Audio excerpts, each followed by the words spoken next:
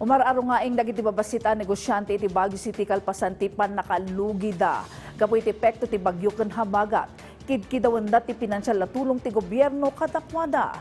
Report manipod kini Christine Bornolia sa Maway.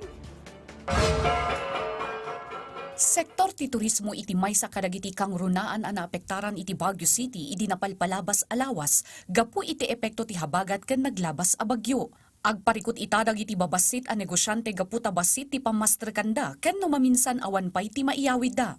Kas kinimanong alan at talo nga aldaw laeng nga aglaklako iti makalawas nga isulaeng iti pag-alalaan na apanggatang iti kasapulan ti pamilyana.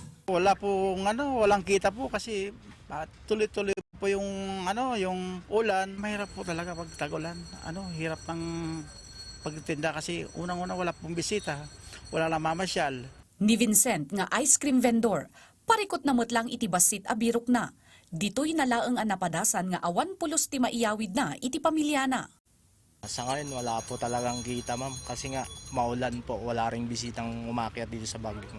Nimot man ang analin nga agpaparenta iti bike ijay Burnham Park.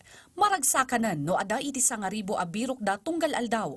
Kinuna na akurang lata daytoy gaputa adamot dagiti trabahador na aswel-swelduan na. Isu akid daw na kadagiti masaknan nga opisyal iti syudad. Kahit konting tulong man lang sa amin, konting ayuda man lang po, tatanggapin po namin kahit ano po yun. Sigon kadagiti negosyante adamot dagiti naawat da atulong manipod iti LGU, kas kinimanong alan ken manang analin, saan man nga umdas ngam dakkel a pagyamanan da. Namnamaan dagiti negosyante inton sumarsaruno a bulan kat makasubbot da. Nang runa ta asidegan a mailukat ti Burnham Lake a kadawyan a paspasyaran dagiti turista. Christine Bornolia sa Baway para iti Pagilian.